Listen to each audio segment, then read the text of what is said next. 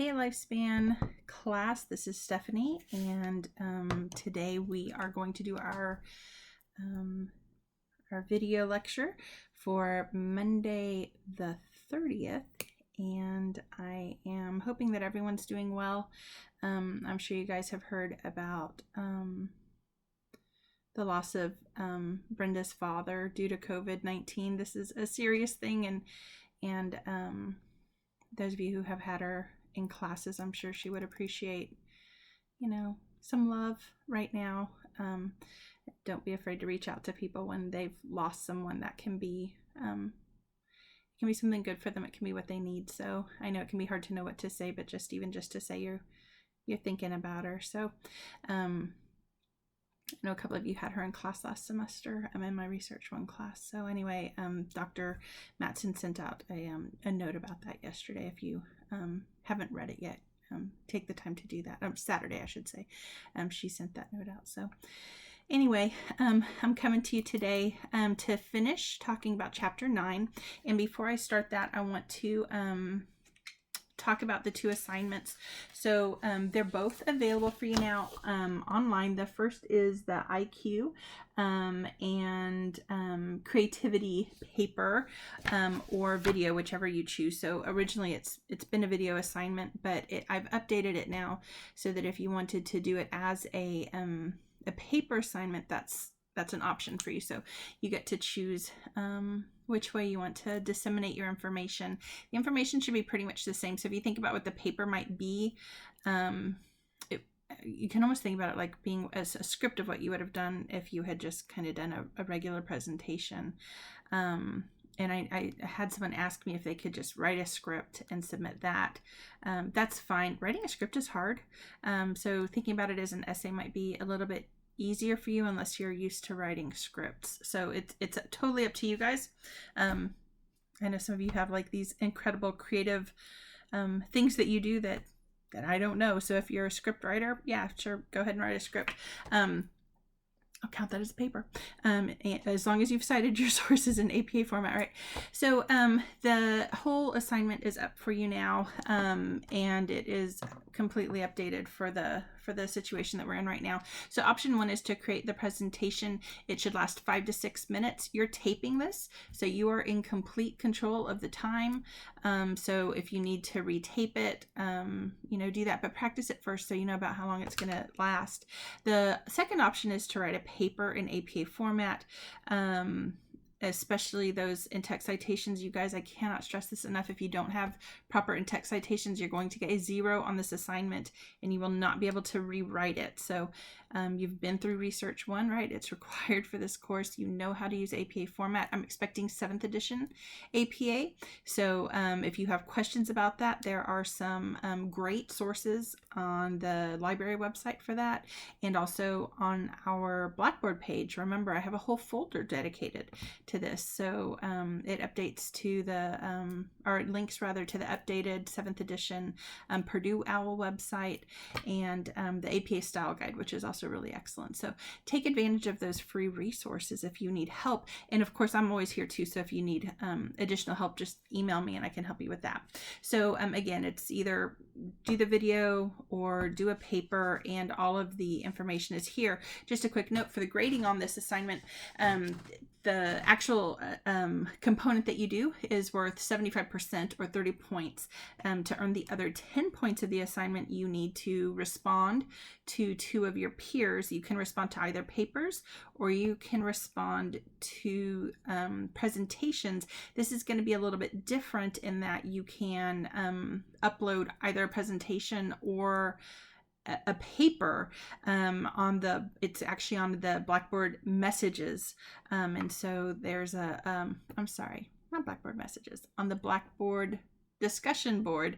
There is a Blackboard discussion board open now, and you can either attach a Word doc X file if you're doing the paper option. If you're doing the video option, you'll be uploading that to Dropbox and then giving us a Dropbox shareable Dropbox link. Make sure you follow all the instructions in the Dropbox document. There's a separate document for you if you're doing the Dropbox option, the video option. All right, so take a look at that. The other exciting thing about the grading here is that to bribe you to watch more than 2 or to read more than 2 papers, because I want you to see other people's thoughts and opinions about this, I'll bribe you to do that. So I've got extra credit on this assignment, 6 points of extra credit to watch up to 2 other people, so 3 points each to watch up to 2, and of course you can watch more than that and comment more than that, but I'll bribe you to do at least 2 more. So take a look at that assignment. If you have any questions, please contact me as soon as possible. The second assignment we need to talk about is the long-term service learning project. So that first page looks an awful lot like it did before, but there's now a second page to this assignment. And the second page is the other 2 options. So we briefly talked about those last time, either interview a family member or follow a book character through their life. So this is now available for you as well online. Please take a look at it. Like I said before, if you have any questions, please email me and let me answer them. So last time I told you that I wanted to show you a picture of my Tiny, right? And to show you how babies don't filter out their anger at all. So this, I don't know if you can see this. It doesn't look like it's doing a great job. Oh, gravy. You know how I am with my camera. Not great. I don't know if you can see. This is like the angriest child. I labeled this picture the angriest child in San Antonio. She was not a fan of her bath. This is her first little bath. She was about a week old. She was in, you guys know she was in NICU for a while, so she's about a week and a half old. When we finally got her home and got her in her first little bath, she was very against it. And that's that kind of beautiful, you know, emotion, facial expressions. Children don't de-amplify, right? Excuse me. They don't know how to de-amplify. They are just who they are. They express themselves completely. And so that was her being kind of sad and angry at the world. I wanted to say one quick thing also about emotions from chapter 9 that I forgot to say last time, and I realized it when I watched the video back. Most of the emotions, the 6 basic emotions that we believe that we say that people have, those 6 basic emotions are believed to be hardwired. And one of the reasons that we think that they're hardwired has to do with the idea that 1.5-week-old babies can express those emotions, and not even just 1.5-week-old babies, but we can actually look at adults who are blind, adults who have been blind from birth, and we can see that they actually have very similar expressions on their face when they experience anger and sadness and happiness and disgust. Very similar facial expressions to what sighted adults show. In fact, sometimes they're a little bit bigger than what sighted adults show, partly because of those cultural constraints we mentioned last time. And so that seems to indicate, right, that these emotions, the way we put them on our faces, must be hardwired, because there is no way that a blind person who was blind from birth could have learned how to look angry. They have never seen that. They can't know how to, they didn't learn how to look sad. They've never seen that before. So we have some really interesting evidence when we think about babies and when we think about people who have been blind from birth and the way they express themselves. That does not seem to be a learned thing. It seems to be hardwired in us somehow. So anyway, sorry, I forgot to mention that last time.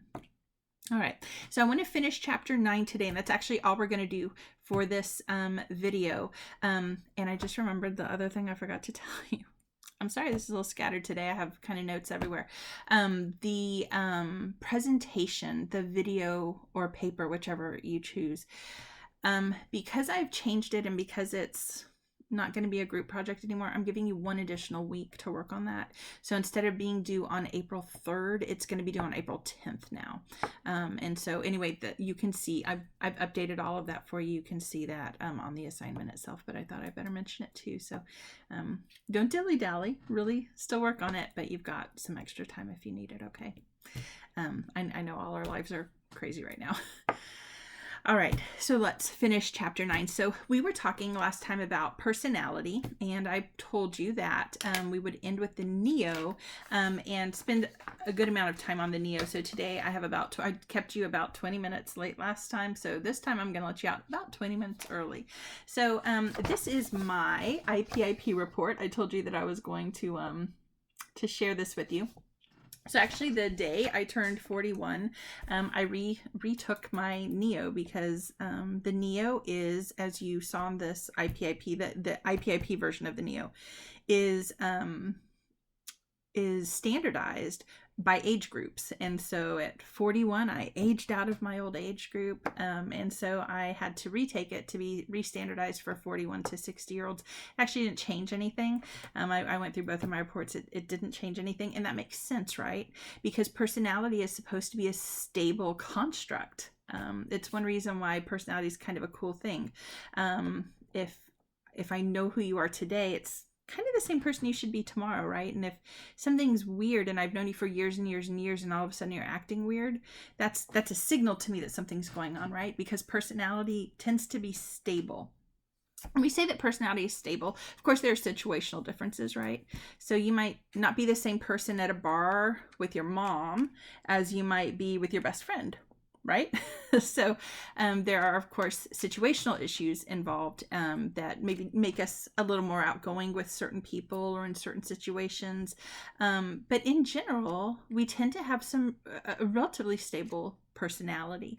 So that's why we're able to measure it, right? Remember that idea of reliability, right? Consistency in the measurement. So if personality is consistent, then we should be able to measure it.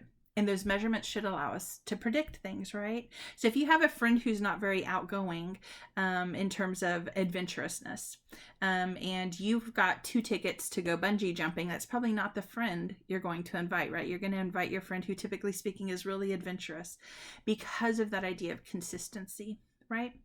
Okay, so I wanted to share with you a couple of things on this NEO IPIP and talk a little bit more about each of the Big Five, because we talked about the Big Five way back in chapter 2, and I told you guys, we're gonna later, right? In unit 3, we're gonna talk about this again. So I love the Big Five. It's what I use when I conduct research, and I like the Big Five because in terms of being able to predict using personality, the Big Five does a really fantastic job of that.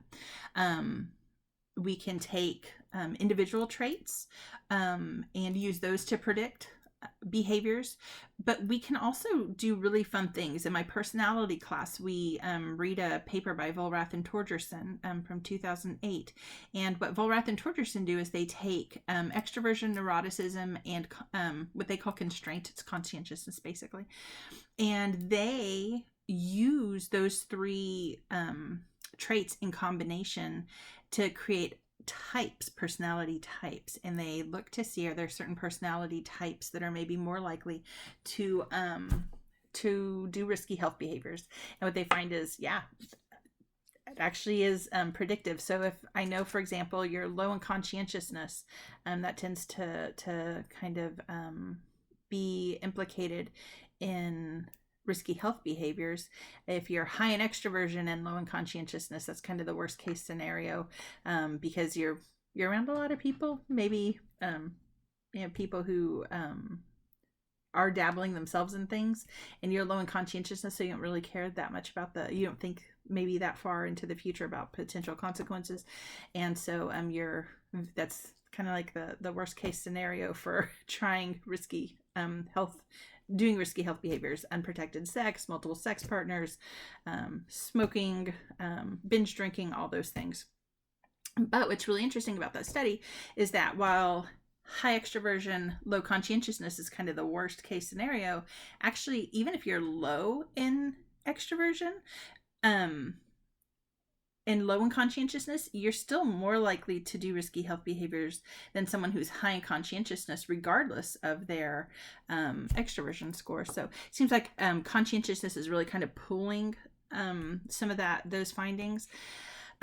So it's really interesting to start to think about these 5 factors, how how they act by themselves and maybe how they interact with each other to cause the behaviors that we see from people on an everyday basis. So I'm going to come clean with you today and share my NEO IPIP with you. Don't judge me any more than you already do. And you'll see why I worry about those kind of things in just a second when we talk about neuroticism. But one thing I want to say about the IPIP, and we talked about this earlier in the semester, right? But there are no good scores or bad scores. People often mistake like being high in extroversion as a good score.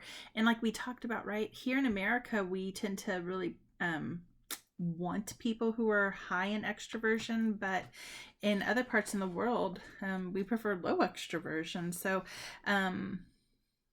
some of those desires to be a certain way are culturally construed, but you kind of are what you are. Remember, if these are really tied to genetics, and to some extent we believe that they are, especially extroversion and neuroticism, if that really is the case, then be who you are, own it, be proud of it. So the first thing we're going to talk about is extroversion. So just for fun, right, I'm going to show you guys my extroversion scores. So my overall extroversion score is kind of high, which makes me laugh because when I take the traditional NEO, the 5-factor inventory and the NEO by Costa and McRae, I do not score high. I actually score relatively low. The IPIP, though, is a different measure of the NEO, and I actually really like it because it talks about the facets. So if you look at my facet scores, I have an assertiveness score. Remember, these are out of 100. I have an assertiveness score of 95. And I am a really assertive person. I go out there, I fight for what I want. I do tend to be the leader in groups. I like doing that. I don't not talk out ever.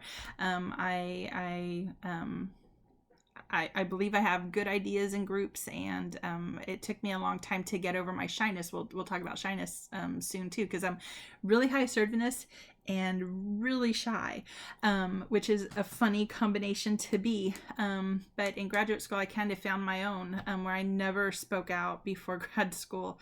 I figured out, thanks to really great professors, that I was actually bright and I had good ideas, and I started to let my assertiveness show. And so that's another example of that interaction between traits, right? So the trait that I wanted to show you, so I'm really high in extroversion because of things like that assertiveness score, really high activity level score, really high cheerfulness score. And then you look at my gregariousness score. So gregariousness is basically how much you like to be with other people, right? The thing that we think that all extroverts want to do, right, is be around other people. But the reason I like the IPIP, can you see how much more there is to extroversion, right? There's so much more to it than just wanting to be around people, because I'm a high extrovert according to this measure. Who does not like to be around other people? I shared with you guys last time, it's the God's honest truth. I'm loving being quarantined. I don't really like being around people. If I could be like a little hermit in a little cave, I would probably be the happiest lady on the face of the earth. And it's not that I miss you guys. I want to go back because I like teaching and I like knowing if you're getting it, and I like the discussions that we have. And this kind of stinks because there's no discussion. It's just me talking, which is awful. I know it's awful, but gosh, I really don't like being around other people that much. So my gregariousness score is really low. And that's not something you would expect from someone who's a high extrovert, right? But again, extroversion is not just a single component. It's made up of all these different facets. And that's why I love for you guys to take the IPIP and look at these facets and how are they combining for you? Is there something that seems way out of place, like your gregariousness score, when everything else is kind of high to moderate, right? Kind of pulling your factor one way or the other, right? All right. The second IPIP score that you should have is for agreeableness. And I want to talk about agreeableness really quickly because In the personality literature, agreeableness is almost always, when we do it when we get people's self-reports, which is right, the IPIP is a self-report. You took a computer test and it spit this out for you. But agreeableness is your estimation of how much other people like you. So you can already see a problem with that, right? Most people overestimate the extent to which other people like them. And a lot of the literature shows us that agreeableness scores are almost always overestimated by the person. In fact, if we have like your significant other take this test, or your parents, we find lower agreeableness scores than you gave yourself. So we all know that person, right? They think everyone loves them and like nobody can stand that person. Their agreeableness score is going to be high because it's not actually matching reality. So this is a big problem with agreeableness. Again, it's your estimation of how much other people like you. The other issue with agreeableness, though, is it's not just how much other people like you. One of the things that people do to get people to like them is they don't cause problems with other people, right? So there's another way to think about agreeableness that I really like. It's the idea of more like what we call friendly compliance. And so people who are high in agreeableness tend to do more friendly compliance. So I'm going to show you my scores. Again, I'm not stupid. I know that these are an overestimate of how much other people actually like me, but here we go. Just so you can see them. I don't know. I'm guessing that you're seeing the record. I don't know. Cameras. Anyway, so my agreeableness score is high, but I'm a really trusting person. My whole family has a different word for that. They call me gullible. And I totally am. I always think the best of people. Even I share this story just because it's funny, right? We're all stuck in this COVID-19 thing. The stores have been out of food, and I'm an Italian grandmother now, right? I've always been an Italian mom. And so I always have a well-stocked pantry. I always have plenty of paper goods. Like, we have 12 rolls of toilet paper, and I go get toilet paper, right? So when we got back from Las Vegas, all this crazy stuff had happened, and we were good. We didn't go to the store for, probably almost 10 days. And when we decided to go to the store again,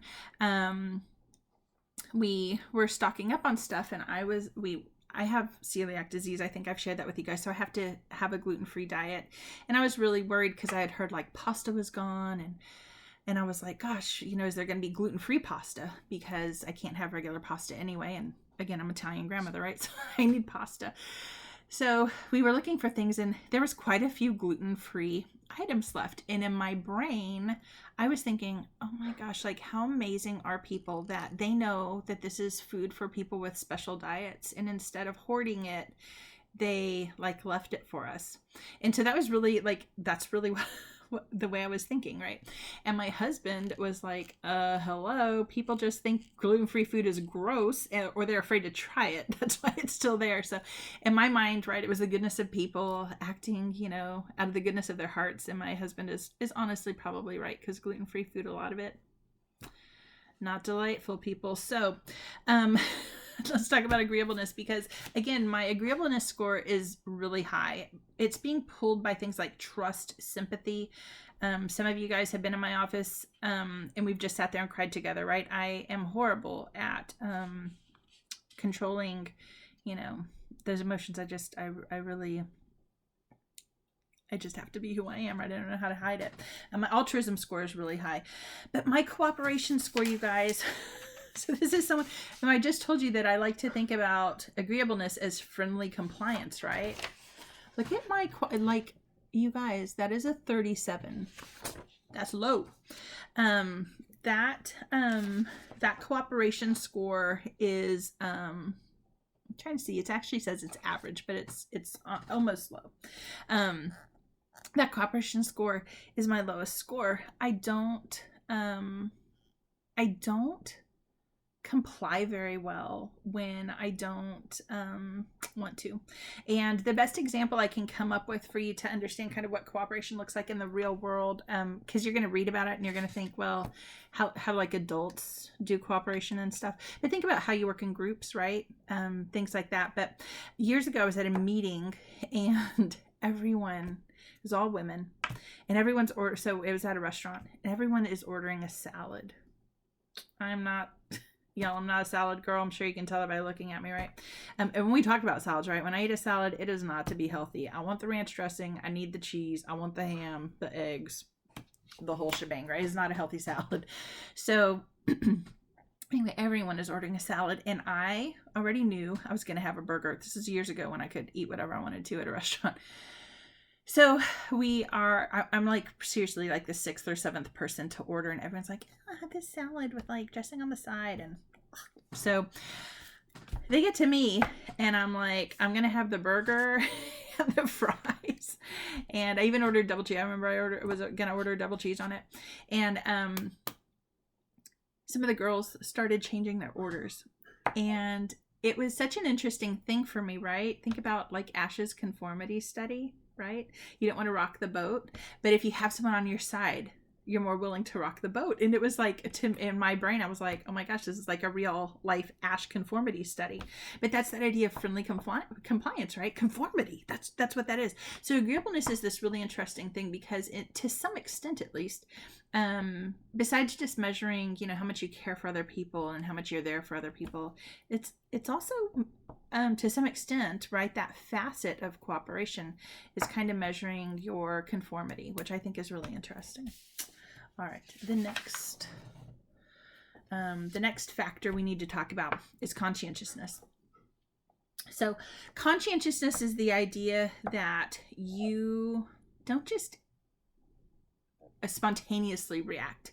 You're thoughtful, you process information, maybe you're really methodical about the way you do things, right? If you're high in conscientiousness, you tend to be less impulsive. So my conscientiousness score is also ridiculously high.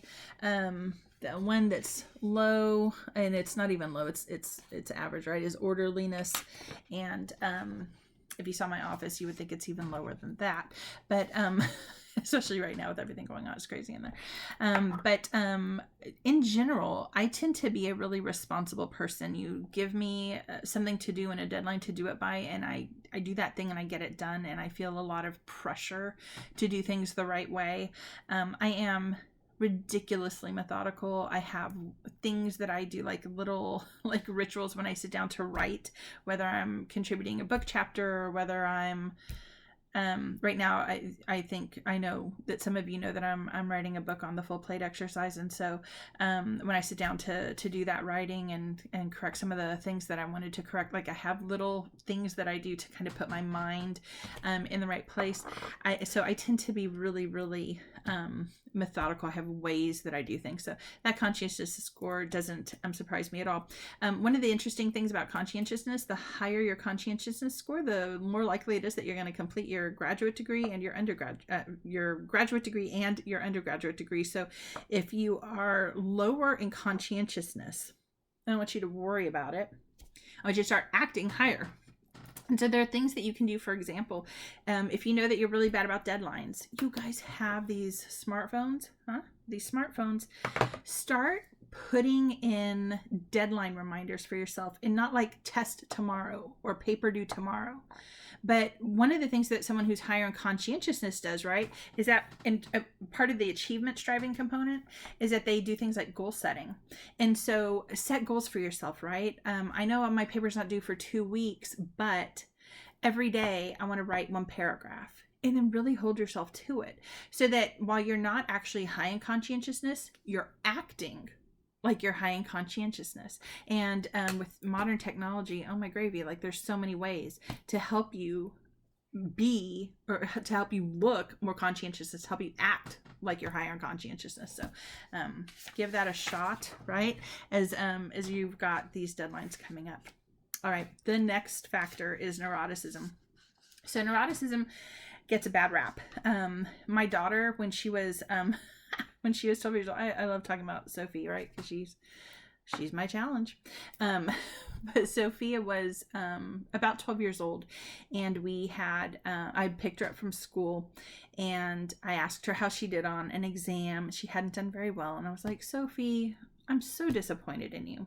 And she told me at 12 years old, she goes, oh, you're so neurotic. And I could see this in my rearview mirror because I just picked her up from school. And I was like, where did you learn that word? Right. And then whatever she said, I don't even remember because I was already formulating in my head what I was going to say next. Bad mom move, but that's who I was. That's where I was at that moment. And so she says that she was,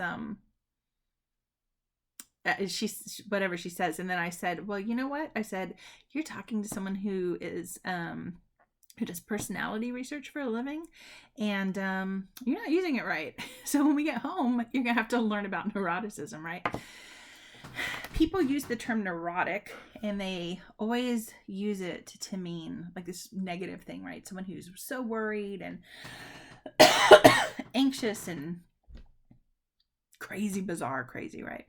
But that's really not what neuroticism is. Neuroticism itself is actually potentially a really beneficial trait.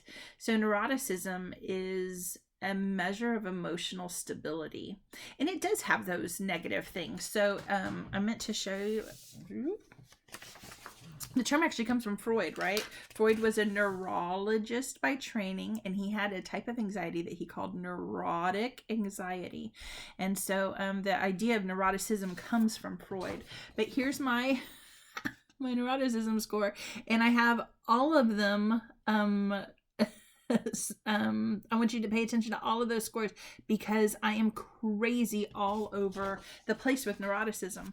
And it is one of the most interesting things. Neuroticism, when we measure it, is an insanely consistent trait. What you score today is what you're going to score tomorrow, is what you're going to score the next day. It's incredibly consistent. So very reliable trait. And it really does help us predict behavior. But neuroticism itself, when we start to break it down and look at the facets, people are not necessarily beautifully consistent within the trait. So the facets may be kind of all over the place. So my anxiety score, you guys just saw, right, is a 90. I always joke, if I didn't have something to worry about, I would worry that I didn't have anything to worry about, right? I am constantly full of anxiety. The last 2 weeks have been really hard for me, just with everything going on in the world. I'm worried about people I know who are, not doing well, and things that I'm hearing, and it's a lot of anxiety, right? And so, but then if you look, right, my anger score, my depression score is a 5. I'm not a sad person. You saw my extroversion, right? My cheerfulness score is super high. So my neuroticism scores are literally all over the place. The one that I want to talk about, though, is self-consciousness. So that idea that I worry about other people judging me, that is something that I really struggled with. If you had ever told me before I was 26 that I was going to teach at a university level, I would have told you there's no way I'm going to stand up in front of adults and be judged by them all day long, because I just, the whole thought of it still is scary to me. And I've been doing this now for 17 years. And I love doing what I do, but that's the hardest part for me, is to go. And so when they said, hey, we're going to go online and you can tape your lectures, I'm like, oh my gravy, like literally my worst nightmare, right? Because not only can my students see this, but now potentially other people can. I know I could make my thing private, and I thought, oh, I don't need to worry about that. And then that first night, right, someone commented, like a stranger commented, and if you're there, stranger, thanks. I'm glad you liked my I'm glad you liked my lecture. But that's like literally a nightmare for me, thinking that other people might be seeing this and all that good stuff. It makes me wish I had learned at some point how to do my hair and my makeup so I could be awesome for you guys, but whatever. You get what you get, right? And this is who I am. So that self-consciousness, though, is in direct kind of conflict with some of my other facets. And that's why the IPIP is so interesting. I want you to be thinking about, how do these things maybe sometimes conflict with each other, right? Think about then how that maybe creates opportunities, like built-in opportunities for difficulties within your personality, right? All kinds of really interesting things can come out of that. All right, so that's neuroticism. And then the last one we need to talk about is openness to experience. So openness to experience is one of my favorite. Years ago, I got an email from a student. She took the IPIP. It was one of their assignments, and she was like, oh my gosh, she goes, I feel horrible. My intellect score is a 3. My family is always telling me that I shouldn't be in school and I'm too stupid to be at university. What am I doing? And I made the mistake of showing them this, and they're all like, see, that test proves that. And I'm like, first of all, this test doesn't prove anything. This test is for fun. It's not even a tool I would use as a diagnostic tool. And a score of 3 doesn't mean you have no intellect, right? So if you read what intellect is here, it's about things like artistic interests and things like that, right? That people who like to just kind of sit down and play with ideas and think about things has nothing to do with your actual intelligence. You could be really super high in intelligence and not curious. So intellect here is more like curiosity kind of stuff. And so just because I've shown you my other scores, I'll show you this. So my openness score is pretty high. I do like to do all kinds of stuff. I love roller coasters. I like trying new food. I'm a little weird about trying new meats, but I do like to try new foods. And I've gotten really weird about stuff since I've had celiac disease, just because I have to protect myself. So, I have to make sure things are safe. So where I used to be really adventurous, I find I'm not anymore. And it makes me sad when we go places and I feel scared instead of excited. So it's really changed part of that for me. So kind of interesting. But I have, I love to I just love to stop and think, like, just about all kinds of weird stuff, right? That's why my husband makes fun of me all the time because I watch Ancient Aliens. Love that show. But he makes fun of me. He's like, why do you do this? I'm like, because it makes me think outside the box. I love shows that do that to me. I don't have to necessarily buy into those ideas to get them to make me think, right? That's the fun of those shows for me. So openness to experience is really kind of this interesting facet, because it by itself, when we look, I'm sorry, I called it a facet, my mistake. Openness to experience is an interesting factor, because when we look at it just as at the factor level, it isn't that beautiful at predicting kind of everyday behaviors. But when we look at the facets, it's a little bit better. So some of those facets are really beneficial to us. One of the facets, the facet that I want to just talk about really quickly is emotionality. So emotionality, a lot of students, when I put this on the test and I talk about the facets, right? And where was emotionality? A lot of students say, oh, that was with neuroticism. And that makes sense if you're just guessing, right? Because neuroticism is emotional stability. But that's not what I'm asking, right? Emotionality is actually not, it does not correlate well with neuroticism. That idea of how stable your emotions are, because emotionality is defined a little bit differently, right? So it actually falls under the factor of openness to experience. So emotionality is kind of how accessible your own feelings are to yourself. So how aware are you of how you're feeling, how things make you feel? That's what emotionality is. So be careful with that one, right? Again, thinking about how the factors how the factors have these facets under them, and how those things may feel like there's bridges to some of the other factors. So just kind of be aware of that. Think about that. Okay, the last thing I want to say is that and I know I've kept you over again. I'm sorry. It's horrible. But the last thing I want to say is that so the Big Five, one of the things that we believe about the Big Five is that they are, at some point, right? We could argue whether they still are or not, but at some point they were adaptive. And that's why they have lived on even to today. So the one I want to think about is neuroticism, because everyone thinks, oh, neuroticism is a horrible thing, but it's not. Having the ability to shift your emotions is actually really important. So imagine that you and I are at a party, right? And all of a sudden the fire alarm starts going off. If I cannot shift my emotion from super positive to, uh-oh, there's a fire, and I need to react to that, right? We might all get burned up in a blaze, right? So emotionality, the ability to shift emotions, to have changing emotions that potentially even very quickly change, may have been very adaptive in the past. And I know I said that was the last one, but I'm apparently a total liar, because I want to talk about one more. And that is openness to experience, right? So think about, 10,000 years ago, let's say that you're living through a drought, and so your tribe is about to die. Think about this. People who are high in openness to experience might try to eat something that isn't a normal food stuff for that group. And maybe it's poison and it makes that person die. Okay, well, there goes that trait, right? But imagine what happens when that person who is high in openness to experience eats that thing and they live, and that thing is available, and so the whole tribe starts to eat that thing and they all live. That's how that trait might be perpetuated, right?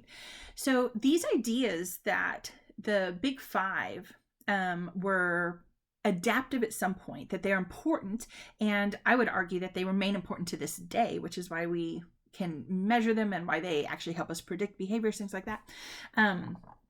It's actually an important idea. So think about, genetics, think about the nature-nurture debate that we've talked about in every chapter this semester. And I hope you guys are doing well on your readings. If you need any help, please let me know, right? Email me, let me help you, because I know it's weird. You guys can't ask questions through the video. So don't be afraid to contact me if you need help. All right.